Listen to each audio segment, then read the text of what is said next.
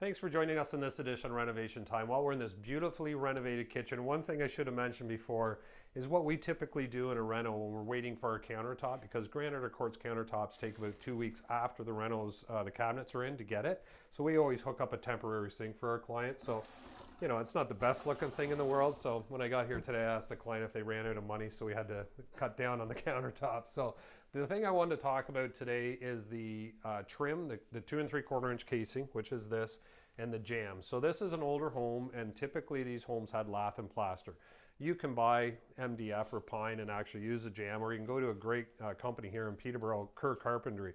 If you give them the width of the jamb, and when it's lath and plaster, a lot of times it can be anywhere from 4.5 to 5.5 depending, and they'll actually take the jamb, make it for you, put the casing on it. So it's as simple as this. You put the header on, so basically the jamb and the casing here, staple it in, put your 2 sides on, push those in, staple it in, you're done. So you don't have to worry about cutting and trimming.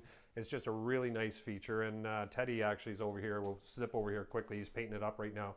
But he put all the trim on today, the jambs and the casing, and he's just doing the touch up. So you can see here, this is the MDF, so that's how they would manufacture it. And the casing actually comes on the jamb. So really nice feature. We'll paint this up and get a good finish coat on there, and we'll be good to go. So when we come back, we're going to continue to talk about the painting and the flooring.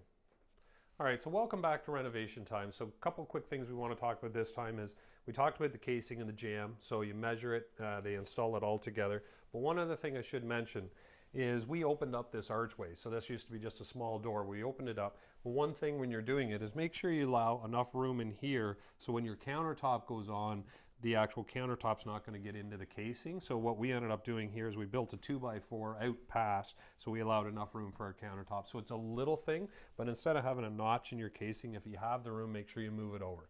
Flooring in here, we went with a vinyl floor, so it's a sheet vinyl. So Al Arsenal, our good friend, Al and I actually went to school together years and years and years ago, but he came in, did all the flooring actually down the stairs and the hall as well. This is a nice vinyl flooring. So with the flooring, I'm running out of time, I know, cabinets and countertop, everything's going to sort of tie together. It's going to look fabulous in here. So when you're doing a kitchen, take your time, work on the design, because it's a big investment. You want to make sure you do it right. So next week, actually, we're going to take you to an old 2.5-story home that we're completely gutting, redoing the kitchen and bath, and you're going to be quite impressed with what needs to be done in there. And in Kitchen and Bath Center, call or visit their showroom at 1985 Lansdowne Street, just west of Brayley Drive.